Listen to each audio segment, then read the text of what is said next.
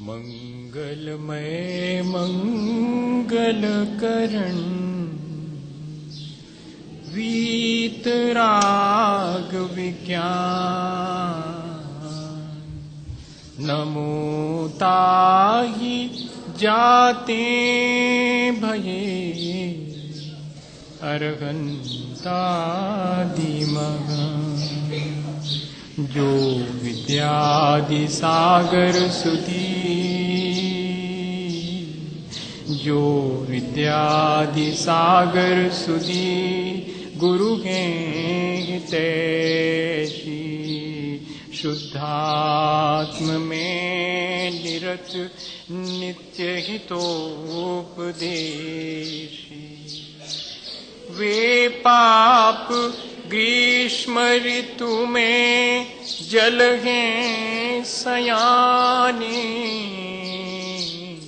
पूजूं उन्हें सतत केवल ज्ञान पाने पूजूं उन्हें सतत केवल ज्ञान पाने।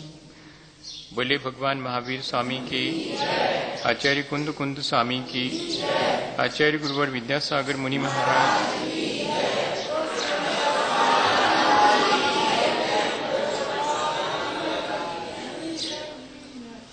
हम सभी लोग पिछले कई दिनों से एक ही बात पर विचार कर रहे हैं कि अपने जीवन को जो शेष रहा है रोज रोज हम कैसे और बेहतर बना सकें और अच्छे ढंग से हम अपने जीवन को आगे बढ़ा सकें, ताकि हमें फिर से इस संसार में ये जो जन्म मरण का आवागमन का दुख भोगना पड़ता है वो न भोगना।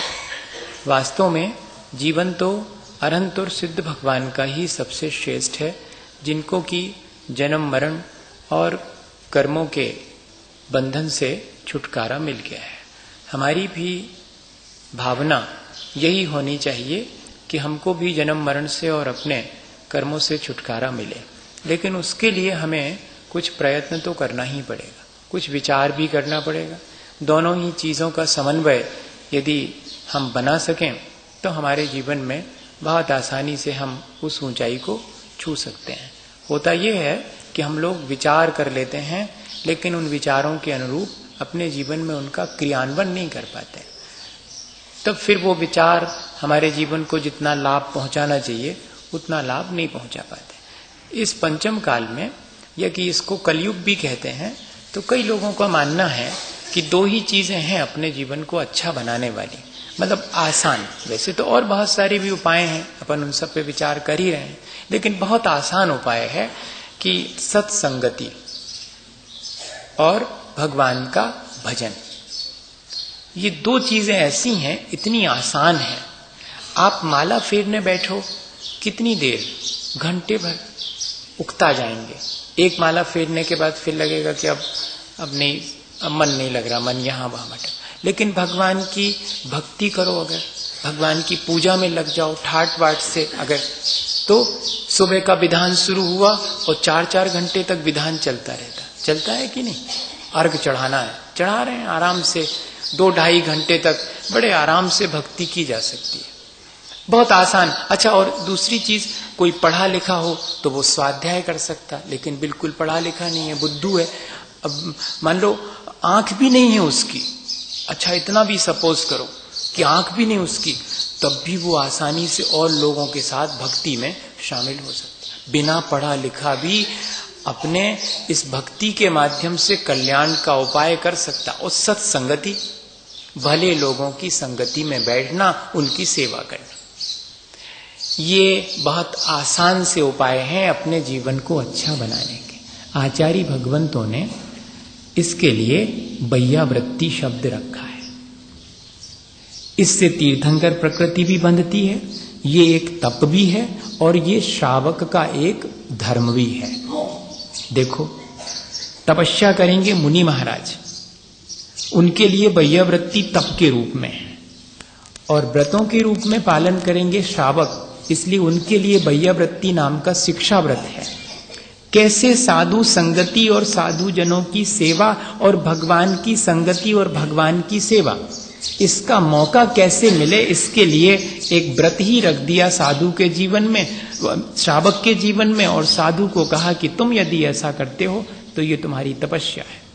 और अगर कोई चाहे कि सबका नेता बनना है, आज वैसे भी सब लोग नेता बनना चाहते है ना, अभी कह रहे थे कि राजस्थान के एक नेता बन गए बहुत यहीं के, है ना, तो अपन बनना चाहें अगर तो अपने यहाँ तो कहते हैं कि हम तो आपको नेता बनने के उपाय बता सकते हैं। आचार्य भगवंत नेता बनने के उपाय बताते, कौन से वाले नेता?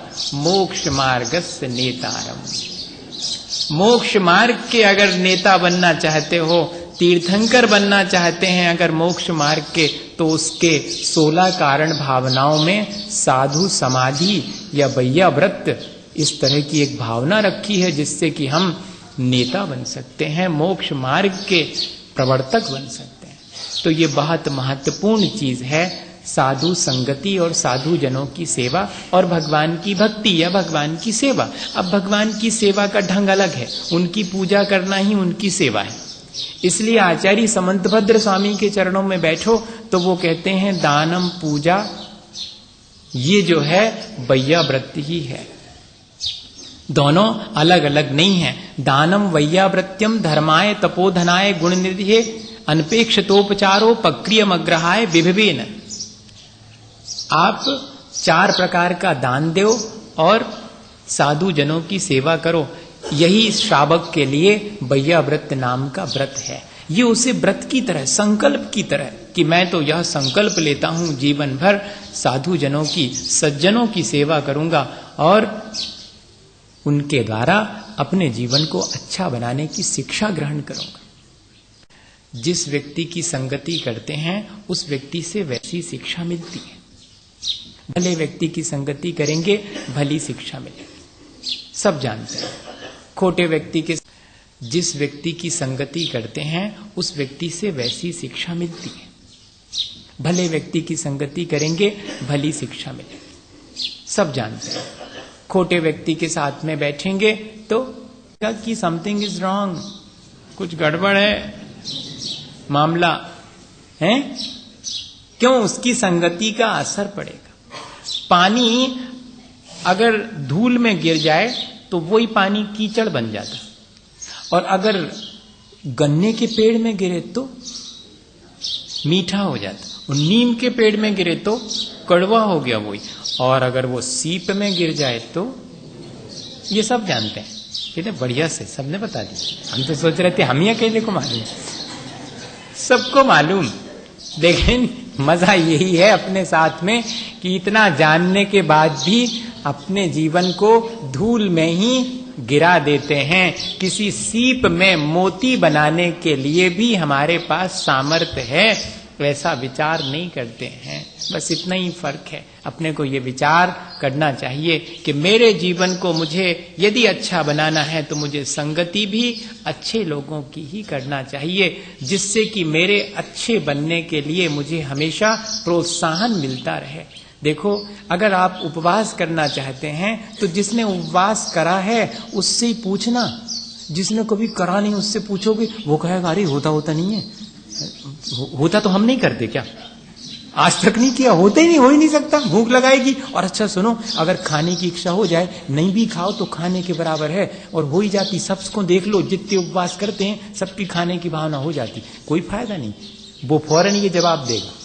और जिसने उपवास का आनंद लिया होगा उससे पूछो कि कर लूं क्या, वो कहता कर लो, हम भी कर लेते हैं साथ में, और कुछ भी नहीं होगा। शाम तक तो देख लेना, फिर उसके बाद थोड़ी बहुत इच्छा हो जाएगी, कोई बात नहीं, फिर अपन उसको और जीत लेंगे धीरे धीरे करके।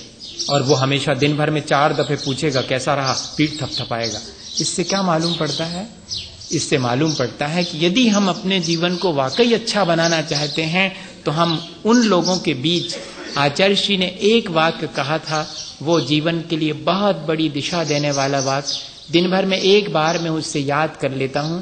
उन्होंने कहा, हमेशा अपने विचार के लोगों के साथ रहना। अपने विचार के लोगों के साथ रहोगे, मतलब आपके विचार श्रेष्ठ हैं तो आप अपने विचार के लोगों के साथ रहो, श्रेष्ठ विचार, तो आपको स्ट्रगल नहीं करना पड़ेगा, संघर्ष नहीं करना पड़ेगा। अगर विपरीत विचार वाला होगा, वो अपनी तरह से अपने विचार रखेगा, नहीं ऐसा नहीं ऐसा है, तब संक्लेश ही होगा। एक ही वाक्य में हम जिस तरह हम सच्चे देवगुरु शास्त्र को मानते हैं, हमारी उन पर श्रद्धा है, तो हम अपने ऐसे विचार रखने वाले, श्रद्धा रखने वाले, ज्ञानवान, चारित्रवान के साथ में रहेंगे तो हमारे जीवन में उससे शिक्षा मिलेगी। वैयावृत्ति का उद्देश्य भी यही है। विशेषताएं रखी हैं, वैयावृत्ति कैसे करना, किसकी करना, किस भावना से करना, इसको जरा सा अपन समझ लें। और वैयावृत्ति में क्या क्या शामिल है। वैसे वैयावृत्ति के मायने हैं सेवा शुश्रूषा, लेकिन सामान्य सेवा शुश्रूषा और वैयावृत्ति में अंतर क्या है? आप जब वैयावृत्ति के मायने सेवा मानते हैं तो सेवा तो सभी धर्मों के लोग करते हैं, तो फिर आपके वैयावृत्ति शब्द रखने का मतलब क्या है? तब फिर क्या कह रहे हैं? धर्माय, तपोधनाय, गुण निधये, अनपेक्षतोपचारो, पक्रिय, अग्रहाय, वैयावृत्यम। वैयावृत्ति के मायने ये नहीं है कि जिस चाहे की सेवा करने लगो। हाँ, वैयावृत्ति के मायने हैं तपोधनाय, गुण निधये, अग्रहाय। सेवा तो करूंगा, लेकिन किसकी? तप ही है धन जिनका, ऐसे तपोधनों की सेवा करूंगा। तप के मायने क्या है? जो कि जाकर के धूप में खड़े हों, वो तपस्वी। इच्छा निरोधः तपः, जिसने अपनी सांसारिक इच्छाओं को जीत लिया है वो तपस्वी है, उसकी मैं सेवा करूंगा। और गुण निधये, गुण कौन से हैं सबसे श्रेष्ठ? सम्यक दर्शन, ज्ञान, चारित्र, यही 3 गुण हैं। ये गुण जिसके पास में होंगे मैं उसकी सेवा करूंगा। और अग्रहाय, ग्रह त्यागी होना चाहिए। 3 विशेषताएं जिसकी हैं, देखो तो अच्छी बात अपन कर रहे हैं, उसकी तरफ ध्यान नहीं है, और एक सामान्य कोई व्यक्ति आके स्थान ढूंढ रहा है, उसकी तरफ ध्यान है। इतना कच्चा तो अपना ध्यान है, अपना डिवोशन जो यही देखने में, मैं तो देखता रहता हूँ, ऑब्जर्वेशन करना अपने को मजा आता है ऑब्जर्वेशन करने में, कि देखो अभी के अभी कितना कच्चा मन है। अच्छा, मेरा मन भी चला गया। ऐसा नहीं है कि आप ही का, अपन सबका। तब तो ये बात कही मैंने, अपनी वो बात छोड़ करके। इतना अपन का संस्कार है संसार का, व्यर्थ की बातों में, निरर्थक बातों में इतना आदत है चले जाने की, जो सार्थक है जीवन के लिए उसकी तरफ झट से मन नहीं जाता। इसी आदत को सुधारने बैठे हैं रोज रोज अपन, कि ये किसी तरह सुधरे तो कितनी मजबूती से हमारे साथ ये चीज जुड़ गई है। 3 विशेषताएं जिसकी हों, उसके चरणों में बैठकर उसकी सेवा शुश्रूषा करना। जो तपोधन हैं, सम्यक दर्शन, ज्ञान, चारित्र अर्थात रत्नत्रय से युक्त हैं, और अग्रहाय अर्थात जो ग्रह त्यागी हैं, ऐसे तपस्वी जनों की वैयावृत्ति काहे के लिए करना? धर्माय, धर्म के लिए, धर्म की वृद्धि हो इसके लिए। और एक विशेषता दी हुई है कि अपने स्वयं के जीवन में धर्म प्राप्त करने की भावना से। धर्माय, रत्नत्रय की सेवा कर रहे हैं ताकि मुझे भी रत्नत्रय की प्राप्ति हो। सेवा रत्नत्रय की करना है, लेकिन किस लिए करना है? मुझे भी वैसी ही श्रद्धा प्राप्त हो। देखो इनकी कैसी श्रद्धा है, देखो इनका कैसा ज्ञान है, जरा बैठे तो इनके चरणों में, जरा इनके पैर दबा देवें, थोड़ी श्रद्धा हमारे भीतर भी आ जाए, थोड़ा ज्ञान हमको मिल जाए। फ्री में मिल जाता है, हाँ, कुछ करना नहीं पड़ता। सेवा करने से आसानी से ये सारी चीजें प्राप्त हो जाती हैं। और फिर कह रहे हैं अनपेक्षतोपचार उपक्रिय। उपचार और उपक्रिय के बड़े अच्छे अर्थ दिए हैं। रत्न शाब्काचार्य की अपेक्षा बता रहा हूं, अभी अपन इसमें भी देखेंगे समण सुत्तम में, क्योंकि वो संकलन ग्रंथ है, उसमें और भी ग्रंथों से संकलित करके लिखा है कि किस तरह की है। उसमें विशेष रूप से अतिथि संविभाग को महत्व दिया है। ये थोड़ा सा मैं भूल गया क्लियर करना, फिर अपन उसको करते हैं। वैयावृत्ति और अतिथि संविभाग दोनों बातें एक ही हैं। कहीं कहीं पर शावक के शिक्षा व्रत में अतिथि संविभाग रखा है, लेकिन सिर्फ एकमात्र समंतभद्र स्वामी हैं, बड़े दार्शनिक थे, बड़े फिलोसॉफिकल नेचर के थे। हाँ, उन्होंने भक्ति भी करी तो बड़ी फिलॉसफी के साथ भक्ति करी। तर्क संगत श्रद्धा, बहुत मुश्किल है तर्क संगत श्रद्धा होना, भोली भाली श्रद्धा तो होती है, लेकिन कोई तर्कवान व्यक्ति भी श्रद्धालु हो सकता और इतना मजबूत कि जो कहे कि प्रणाम करूंगा तो मेरी जिम्मेदारी नहीं है, भगवान प्रकट हो जाएं तो। हाँ, आप मेरा सिर जहां झुकाएंगे वहां भगवान पैदा हो जाएंगे, चाहे जहां झुकाने को कहो झुका दूंगा, लेकिन भगवान पैदा हो जाएंगे। और वाकई में जब उन्होंने सिर झुकाया था तो चंदा प्रभु भगवान प्रकट हो गए। ऐसी तो भक्ति उनकी। वो लॉजिक, वो कह रहे हैं कि अतिथि संविभाग की अपेक्षा बैया व्रत ज्यादा श्रेष्ठ है। सिर्फ उन्होंने ही अतिथि संविभाग की जगह श्रावक्त्री बैया व्रत नाम का एक शिक्षा व्रत रखा, क्योंकि बैया व्रत में सेवा शुश्रूषा भी शामिल है, अतिथि संविभाग में तो आहार इत्यादि दान की ही बात है। बैया व्रत में सेवा भी और दान भी, चारों प्रकार का दान भी और सेवा भी, इसलिए बैया व्रती शब्द ब्रॉड है। अतिथि संविभाग की चर्चा अपन इसमें से करेंगे कि किस तरह दान देने से हमारे जीवन में अच्छाइयां अपने आप आने लगती हैं। देने से कोई चीज आ जाए, देखो तो उल्टा मामला है। ऐसा लगता है हम दे रहे हैं और हमारा जीवन अच्छा हो रहा है। हम तो सोच रहे थे कि ये चीजें हमारे पास आ जाएंगी तो हमारा जीवन अच्छा हो जाए। तो बैया व्रत में दो शब्द और रखे कि कैसे करना। उपचार, उपचार के मायने हैं मैं इनकी सेवा करूंगा तो मुझे यश और वैभव की प्राप्ति होगी, ऐसी भावना रख के नहीं करना। हाँ, मेरे चौके में पहले दिन आहार हो जाएंगे तो क्या मजा आएगा, फिर लोगों से कहूंगा देखा, ऐसी भावना नहीं। मुझे कोई यश नहीं चाहिए, न मुझे कोई वैभव चाहिए, और इतने ही उपक्रिय अनपेक्षतः, और मुझे मुनि महाराज से भी कोई मंत्र तंत्र इत्यादि नहीं चाहिए, न मुझे संसार से यश और वैभव चाहिए इस सेवा के फलस्वरूप, न जिनकी सेवा कर रहा हूं उनसे किसी प्रति उपकार की मेरे अंदर भावना है कि महाराज को अगर खुश कर लूंगा तो कोई एक मंत्र बता देंगे और लिख के दे देंगे और धरा नहीं तिजोरी में, वो भर गई तिजोरी। हाँ, महाराज जी का नाम हमने सुना है, बहुत है उनका, बड़ा प्रभाव है, और वो अगर लिख करके कुछ दे दें और धर दिया अपन ने तिजोरी में तो कभी खाली नहीं होने वाली। ऐसी भावना से सेवा करने का कोई अर्थ नहीं। हाँ, न प्रतिदान न प्रति उपकार। इसलिए आचार्य भगवंतों ने और फिर कह रहे हैं विभवेन। विभवेन के मायने क्या है? जैसी विधि है वैसी विधि, और जैसा द्रव्य देना चाहिए वैसा विधि, द्रव्य दात्री पात्र विशेषा तद विशेषा।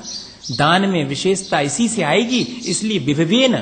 और इतना ही नहीं, अत्यंत उत्साह के साथ, समस्त वैभव के साथ, अर्थात दिखाने के लिए नहीं, समस्त वैभव के साथ। अर्थ ऐसा निकलता विभवेन नहीं, लेकिन ऐसा अर्थ नहीं निकाला आचार्यों ने। विभवेन अर्थात अपने उत्साह के साथ, अपने पूरे परिवार के साथ मैं दान की प्रक्रिया में शामिल होऊं। और इतना ही नहीं, मैं जैसी विधि है, जैसा द्रव्य देना चाहिए वैसा मैं दूंगा।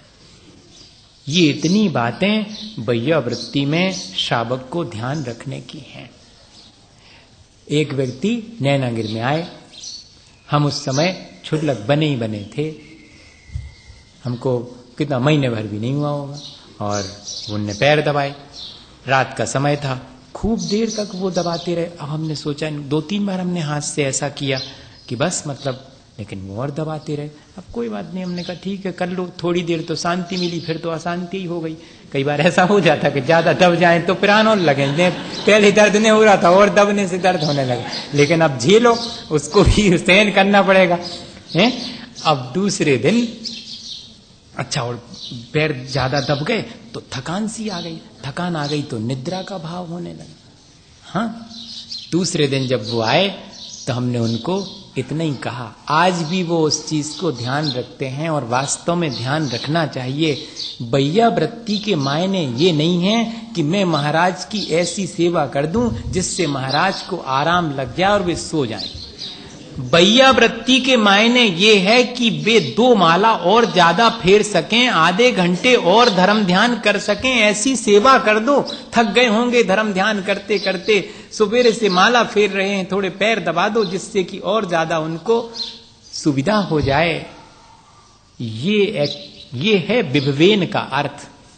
विभवेन के मायने है जैसी विधि, जैसा द्रव्य, जैसी सेवा की प्रक्रिया है जिससे कि सामने वाले का भी धर्म बढ़े।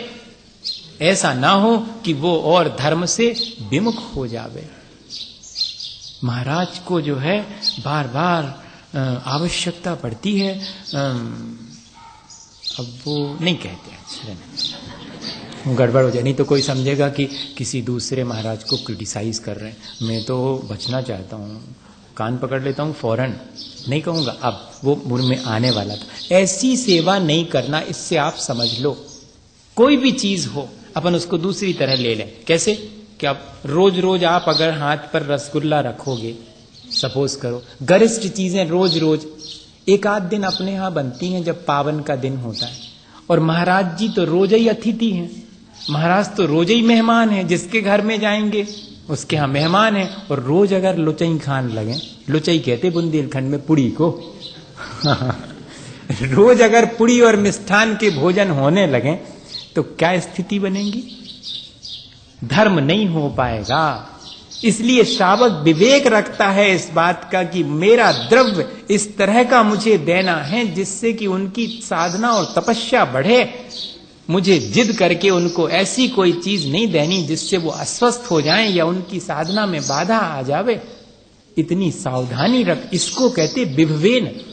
और विधि जिस तरह की वो चाहते हैं उस तरह की विधि पूरी श्रद्धा के साथ, पूरे विवेक के साथ, शिथिलता ना आवे। शुद्धि का जैसा विचार रखना चाहिए वैसा नहीं, अरे सब चलता है, ऐसा नहीं। मैं अपनी तरफ से तो पूरी शुद्धि रखूं, मैं जैसी विधि है वैसा करूं। आहार की भी शुद्धि।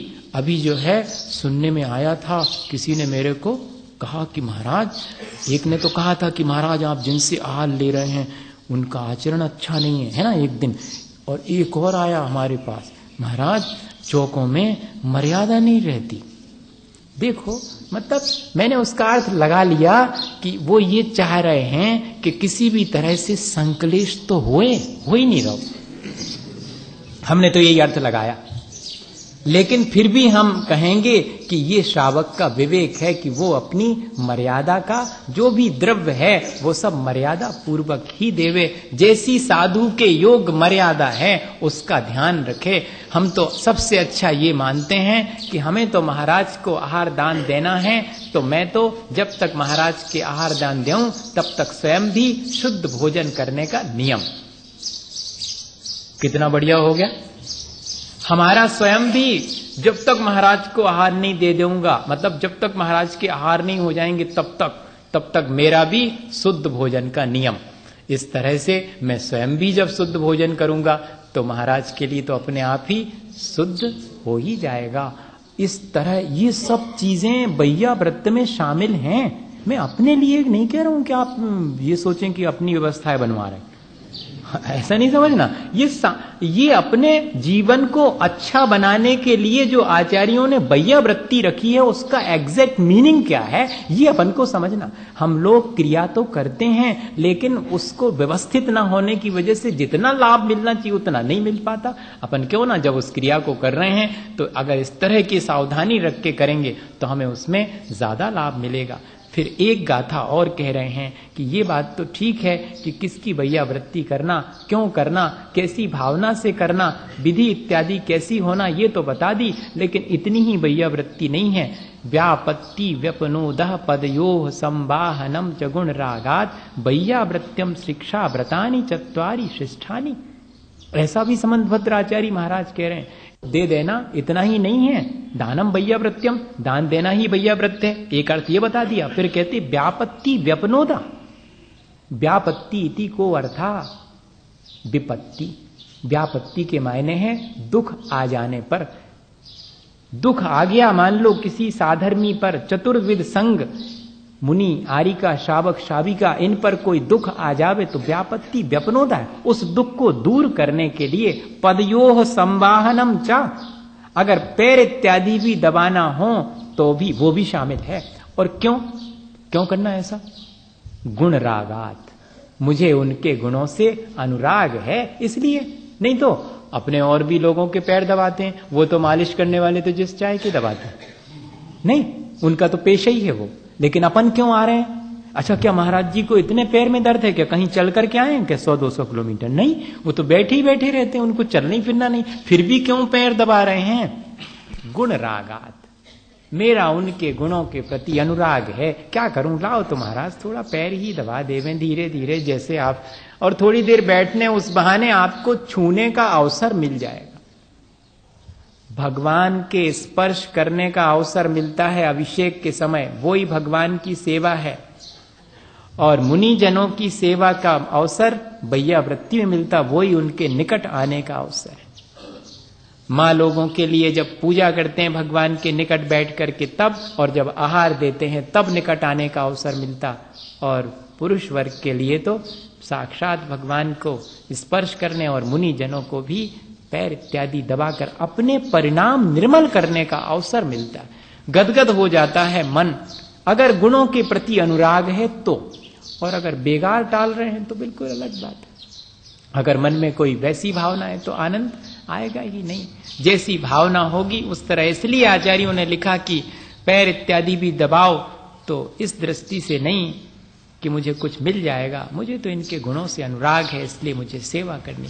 ये दोनों चीजें इसमें शामिल हैं, ये आचार्य भगवंतों ने। और उसमें विशेष रूप से जो लिखा कि व्यापत्ति, मतलब एक और अर्थ दिया है कि रोग जनित कोई पीड़ा इत्यादि हो जाए उस अवस्था में भी, और सामान्य रूप से भी, दोनों स्थितियों में। अब थोड़ा सा देखते हैं कि ये जो 4 प्रकार के दान की प्रक्रिया कही गई है, जिसको वैयावृत्ति माना गया है, वो किस तरह की है, उसके बारे में भी थोड़ा। फिर अभी तो ये चलेगा अभी, क्योंकि श्रावक के गुण और फिर नवदा भक्ति, विधि, द्रव्य, ये सारी चीजें अपन एक बार डिस्कशन करेंगे कि एग्जैक्टली है क्या। जो प्रचलित है वो तो ठीक है, लेकिन आचार्यों ने किस तरह की चीजें लिखी थी, क्या हम उसमें जो कर रहे हैं उसमें और बढ़िया कर सकते हैं और उससे ज्यादा लाभ ले सकते हैं। हमको बहुत आश्चर्य होता कई बार कि देखो तो एक व्यक्ति भोजन कर रहा है, 1000 आदमी देख रहे, बताओ दूसरे के भोजन देखने में धर्म ध्यान है क्या? लेकिन आचार्यों ने ऐसी प्रक्रिया रखी है, इसके मायने कुछ तो बात है। भोजन करते देखने में भी धर्म ध्यान, अपना भोजन करना और अपने परिवारजनों को भोजन करवाना आर्थ ध्यान, और मुनि जनों को भोजन करवाना और उनका भोजन करते देखना धर्म ध्यान। इतने जल्दी आर्थ ध्यान से बचाकर हमें धर्म ध्यान में लगा ही दिया। वही सारी प्रक्रिया जो अपने बेटे को पंखा झलते हुए भोजन करा रहे वो, और एक तरफ जो है मुनि महाराज को पंखा झलते हुए भोजन करा रहे। पंखा झलना नहीं तो मतलब उनके प्रति श्रद्धा रख करके ऐसे कह रहा हूं मैं। तो दोनों में क्या फर्क है? एक व्यक्ति हमको मिले वहां पर गोटे गांव में, और वो बिल्कुल कामरेड समझते, कम्युनिस्ट। तो वो कामरेड थे, वो आने लगे धीरे धीरे करके, ऐसे ही बैठ जाते थे, चर्चा करने लगे। प्रणाम कभी नहीं किया उन्होंने। हमने कहा अपन को क्या फर्क पड़ने वाला, मत करो। लोगों को मगर यही लगता है कि इनने प्रणाम नहीं किया, पर फिर भी जब लोगों ने देखा कि महाराज तो अच्छी बात करते हैं, इनसे करने दो। 2 महीने के बाद एक दिन जो है उन्होंने कहा नमोस्तु स्वामी। अरे हमने कहा ठीक है, पहले भी जब आप नमोस्तु नहीं करते तब भी हम धर्म वृद्धि रस्तु कहते थे, और आपने नमोस्तु किया तब भी धर्म वृद्धि रस्तु, आपके धर्म की वृद्धि हो। उन्होंने जो बात मेरे से कही वो मैं कहना चाहता हूं। बोले महाराज मैंने 2 महीने तक आपको प्रणाम नहीं किया, मुझे लगता था कि आप लोग जो भी क्रियाएं करते हैं सब आर्टिफिशियल है, हाँ सब बाहर करते हैं, सहज भाव से नहीं करते। लेकिन अब हमको अनुभव हो गया कि नहीं, वो चीजें आपके बड़े सहजता से होने लगी हैं। लेकिन एक चीज फिर भी मुझे खटकती है। मैंने कहा बताओ क्या चीज खटकती, मैं उसको भी सुधार दूंगा। बोले नहीं आपका काम नहीं है वो तो श्रावकों का काम। क्या हुआ? बोले आपकी आहार प्रक्रिया समझ में नहीं आएगी। क्यों? उसमें क्या मुश्किल है? महाराज हमको आश्चर्य होता है, हम रोज आपके आहार देखने जाते हैं, हम तो ऐसे आहार नहीं कर सकते। हमने कहा भैया आप बताओ तो, कुछ तो कहो, हमको समझ में नहीं आया कि क्या कहना चाह रहे हैं। बोले महाराज एक अम्मा अकेली 50 लोगों को आसानी से प्रेम से जिमा लेती है, और 50 लोग मिलके एक अकेली आपको नहीं जिमा पाते, अच्छे हड़बड़ी बहुत मचाते हैं। कितनी बढ़िया बात उन्होंने कही। वे सब लोग एक दूसरे को धक्का मुक्की ना करके, आर्थ ध्यान ना करें, और धर्म ध्यान करने के लिए अगर चाहें तो उसी प्रक्रिया से धर्म ध्यान हो सकता है। ये बात उन्होंने मार्क की कि उस समय जैसा होना चाहिए 50 लोगों का मन और जैसी प्रसन्नता और जैसे कोऑपरेशन, एक दूसरे को कोऑपरेट तो बहुत कम लोग करते हैं वहां पर। मैं दे लूं और काम खत्म, तुम दे पाओ चाहे नहीं दे पाओ, ये कोई नहीं कहता। ये आओ, ये तो आज ही आए हैं, पहले दिन, मैंने तो कल भी दिया था, आओ पहले तुम दो, पहले हम देंगे और ग्रास देंगे। इसमें क्या है? इसमें आर ध्यान है भैया। बहुत छोटी छोटी बात पे अपन चर्चा कर रहे हैं, बैठे प्रवचन नहीं कर रहे हैं, अपन चर्चा कर रहे हैं। हमने हमेशा यही कहा आपसे, इन छोटी छोटी चीजों पर बहुत बड़ी बड़ी आत्मा की चर्चाएं भी अपन कर सकते हैं, लेकिन छोटी छोटी चीजों में धर्म ध्यान हो सकता है। ऐसा सोचा आपने? अपने जीवन को ऊंचा उठाने के लिए ऐसे जहां हम चूक जाते हैं वहां हम संभाल लेवे तो जीवन अपने आप ऊंचा उठ जाए, भावनाएं अपने आप पवित्र हो जाएं। जिन आसान तरीकों से भावनाओं को पवित्र किया जाता है, उन आसान तरीकों से ना कर पाएंगे तो कठिन कठिन तरीके से भावनाओं को पवित्र कैसे करेंगे? वहीं पर खड़े खड़े होकर अपनी भावनाओं को हम कलुषित करना चाहें तो कलुषित कर सकते हैं, और वहीं खड़े होकर के अपनी भावनाओं को उज्जवल करना चाहें तो उसी निमित्त से उज्जवल कर सकते हैं। और दोनों चीजें देखने में आती हैं। उसी प्रक्रिया के दौरान लोग अपना मन कलुषित करते पाए जाते हैं, और उसी प्रक्रिया के दौरान छोटे छोटे बच्चे हर्ष कमा करके और वापस चले जाते। बड़े बड़े लोग एक दूसरे को देख करके ईर्ष्या करके, मात्सरी करके, संकलेश करके लौट जाते। मैंने ये देखा है। आचार्य श्री के पास की घटना बताऊं, सिद्धवरकूट की, जल्दी समझ में आ जाएगा, लेकिन 9:15 तो बज ही गए।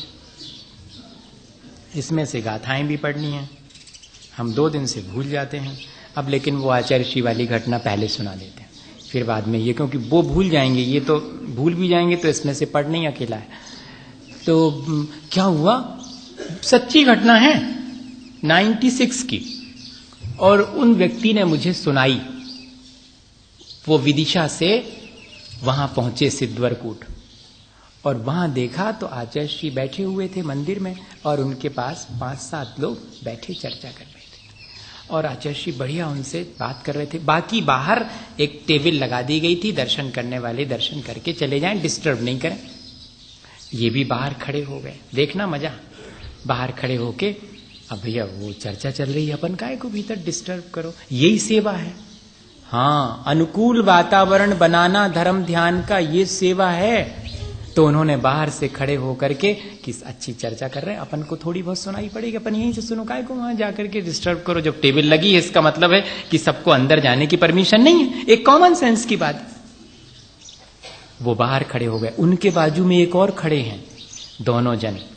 अब वो ये सोच रहे हैं कितना सौभाग्य इन 5-7 लोगों का, ये कहाँ के लोग हैं, ये फैमिली कहाँ से आई है, आचार्य श्री से इनको बात करने का सौभाग्य मिला। उतने में ही सुनाई पड़ा कि उसमें से किसी एक बिटिया ने आजीवन ब्रह्मचर्य, अरे वाह, इन्होंने तो आजीवन व्रत ले लिया, इसीलिए आचार्य श्री ने इनको बात कर रहे हैं इनसे, बड़ा अच्छा है, अपन को कम से कम इतनी चर्चा सुनने का सौभाग्य मिल गया। दूसरे जो बाजू में खड़े हैं उनकी प्रतिक्रिया देखना, वो इनको अनजान जान करके क्या कह रहे हैं, चल हम तो सोच रहे थे कि धर्म के क्षेत्र में पक्षपात नहीं होता होगा, यहाँ भी इतने बड़े आचार्य के पास आके देखा हमने, अपन नोरे का कछु आदमी नहीं है का, अपन बाहर हैं खड़े, और ये देखो 5 लोग भीतर बैठे इनसे बातें कर रहे हैं, का अपन क्या वो हैं क्या?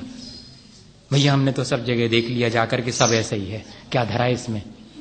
देखो आप, वो ये सोच रहे हैं कि बहुत सौभाग्य कि इन 5 से बात करते आचार्य श्री को मैं सुन पा रहा हूं, देख रहा हूं, और अब भी ये 5 बाहर निकलेंगे तो मैं तो पैर छू लूंगा इनके, कि सौभाग्य आपका कि आपको 2 शब्द बोलने सुनने मिले। और वाकई में जब वो 5 निकले तो इनने बताया कि हमने उनके पैर छू लिए। वो लेकिन वो व्यक्ति पैर क्या छूना, वो तो कसमसा रहा है भीतर। अब इतना ही नहीं, खत्म नहीं हुई बात, अभी आगे बढ़ी। वो 5 जन जल्दी से 16 के कपड़े पहन के और खड़े हो गए पड़गाने, और आचार्य महाराज निकले, और उनने चूंकि व्रत लिए हैं तो उनके पास जाकर के पड़गाए भी गए। अब तो वे जो व्यक्ति थे अब तो बिल्कुल कभी नहीं आएंगे, देख लिया हमने सब, उन्हीं से बात कर रहे थे और सीधे उन्हीं के त्योहारों को चले गए। और मालूम जिन व्यक्ति ने मुझे बताया उनने क्या किया, उनने एक तो उनके पैर छू लिए थे, सो पैर छूने से हो गया परिचय, सो उस परिचय का लाभ ये मिला कि उनने कहा कि तुम भी हमारे संगे पड़गार भी खड़े हो जाओ, सो ये भी उतई में शामिल थे, सो इनको भी पड़गाने मिल गए। और इनको भी दान देने, आहार देने मिल गया। बात समझ में आ गई? प्रक्रिया वही है, सब कुछ वही है। आपके भीतर जैसी भावना, आप उसी में से धर्म निकालना चाहें तो धर्म ले सकते, और उसी में से संक्लेश कमाना चाहें तो संक्लेश कमा सकते हैं। ये प्रक्रिया है। आचार्य भगवंतों ने इस तरह से श्रावक को जो क्रियाएं कर रहा है, सुबह से शाम तक उसकी क्रियाओं को धर्म ध्यानमय बनाने के लिए शायद ये ऐसी प्रक्रिया रखी हुई है।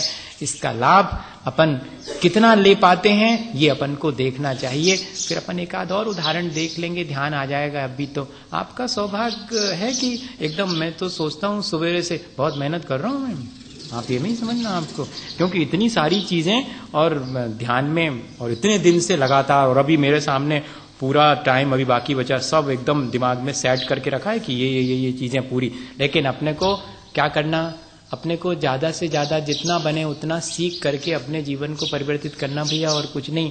मेरे को बहुत जानकारी है, ऐसा ना मुझे अहंकार आना चाहिए और ना आपके अंदर इस तरह का आना चाहिए भाव। अपने को तो सिर्फ अपने कल्याण का भाव है, इतना ही ध्यान में रखने की प्रक्रिया है। और इससे अपन को स्वयं भी इन सब चीजों को जानने की रुचि जागृत होनी चाहिए। मैं कोई ऊपर से सब जान करके थोड़ी आया था। मुझे संस्कृत नहीं आती थी, मैं आज आचार्य को हमेशा जब भी संस्कृत पढ़ता हूँ, कोई भी वाक्य पढ़ता हूँ और उसका अर्थ समझाता हूँ, फौरन याद आ जाता कि कैसे उन्होंने स्लेट पेंसिल लेकर के पहले ही दिन स्लेट पेंसिल आई थी कि लिखो छोटा आ धन छोटा बराबर बड़ा आ, संधि, स्वर संधि। यहां से पढ़ाना शुरू किया। 1 साल तक लगातार, 1 साल तक संस्कृत। बस अब तुम्हें किसी से नहीं पढ़ना पड़ेगा, कम से कम पढ़ तो सकोगे, अर्थ निकाल सकोगे, बस इतना ही, और ज्यादा नहीं करना। लिखने लिखने का बहुत लिखा है आचार्यों ने संस्कृत में, बस उनके अर्थ लगा सको और अपना कल्याण कर सको, इतना ही पर्याप्त। ये शिक्षा भी लेना भैया। इन ग्रंथों को बीच बीच में इसलिए कोट करता हूं कि ये सब आचार्य भगवंतों ने उपकार करके अपन को भी इसमें रुचि लेकर के और पढ़ना चाहिए। जब और बहुत सी चीजें पढ़ते हैं तो ये 2-3 गाथाएं, इनका अर्थ अपन देखें। अन्नायिनम शुद्धानम कप्पनिज्ञान देश काल जुत्तम दानम जैन मुचियम गिहीन शिक्षावयम भणियम। प्राकृत भाषा में ये लिखा, आचार्य महाराज ने हिंदी किया। 2 शुद्ध अन्न यति को समयानुकूल देशानुकूल प्रतिकूल कभी न भूल। तो संविभाग अतिथि व्रतयों बनेगा रे स्वर्ग मोक्ष क्रमवार अवश्य देगा।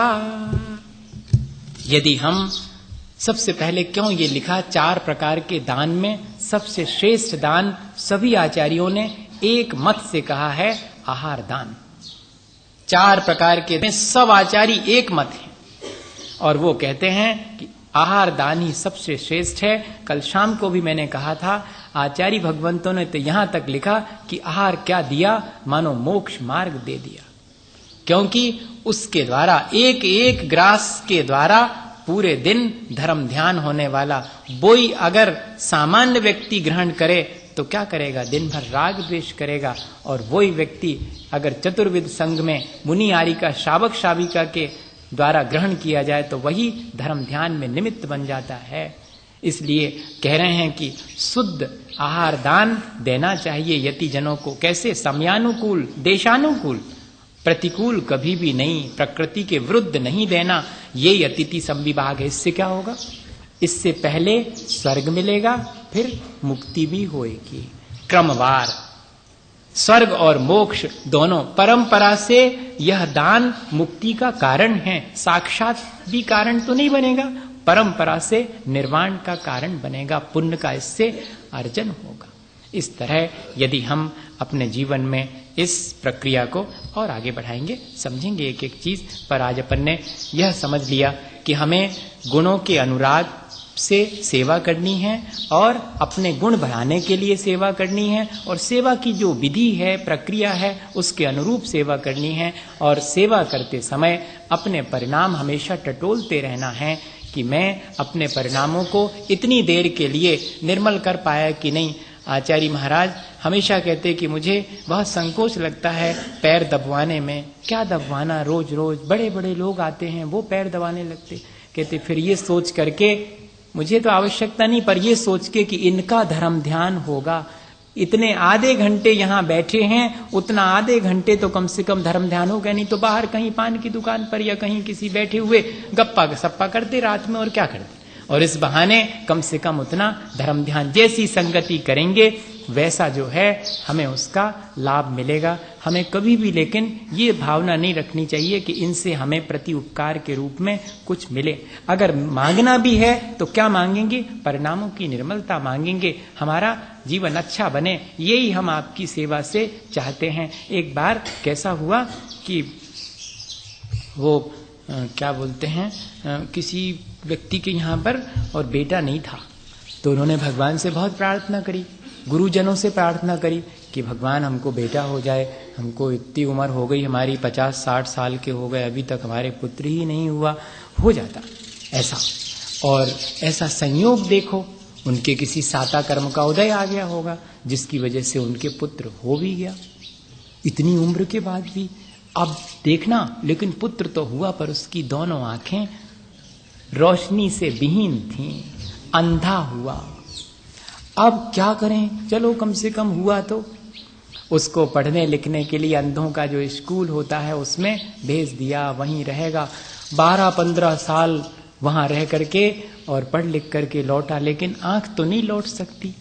आकर के सबसे पहले उसने, बड़ा हो गया था समझदार, आकर के उसने कहा, पिता क्या आपके भी आंखें नहीं हैं? अरे नहीं नहीं बेटे, हमारे तो रोशनी है आंखों में, तुम्हारी माँ को भी है रोशनी, बस वो तो पता नहीं क्यों तुम्हारे लिए आंखों की रोशनी नहीं मिली। नहीं पिता, मुझे लगता है कि आपको भी आंखों में रोशनी नहीं है। क्यों? मैं तो बिल्कुल भला चंगा हूं, आंखों से देखता हूं। नहीं, लगता तो मुझे भी है कि आप भी अंधे हैं। अरे ऐसी कैसी बात कर रहा है तू, हम तो सब देख, हम कैसे हम विश्वास दिलाएं, तेरे आंख होती तो तू देख लेता कि हमारे तो आंख दुरुस्त है। नहीं, मुझे लगता है कि मेरी आंखें नहीं होने का कारण यही है कि आप भी अंधे हैं, तभी तो आपने भगवान से मुझे मांगा। भगवान से भगवान ही को मांग लेते तो शायद आपको मैं आंख वाला मिल जाता। ये आपका अंधापन ही तो है जो आपने संसार मांगा है। अगर आप परमार्थ मांग लेते उन भगवान से तो शायद आपका और मेरा दोनों का कल्याण हो जाता। छोटी सी घटना है लेकिन बड़ा संदेश देती है कि अपन क्या चीज मांगें कि आपके जैसे गुणों की प्राप्ति हो। भगवान मुझे और कुछ भी नहीं चाहिए, चाहिए भी है तो क्या चाहिए? अपने परिणामों की निर्मलता। अपने परिणामों की निर्मलता से मेरे सब काम आसान हो जाएंगे। जब पुण्य का अर्जन होगा, पाप की निर्जरा होगी तो सारा आसान हो जाएगा। वो तो मांगने की जरूरत ही नहीं। मैं धान की खेती करूंगा तो पाल तो फोकट में मिलेगी, चावल तो मिलेगा ही मिलेगा। ऐसी भावना से यदि हम ये सारी दान की या सेवा की वृत्ति रखते हैं तो हमको अधिक लाभ होगा, हमारा जीवन अच्छा बनेगा। इसी भावना के साथ वो आचार्य विद्यासागर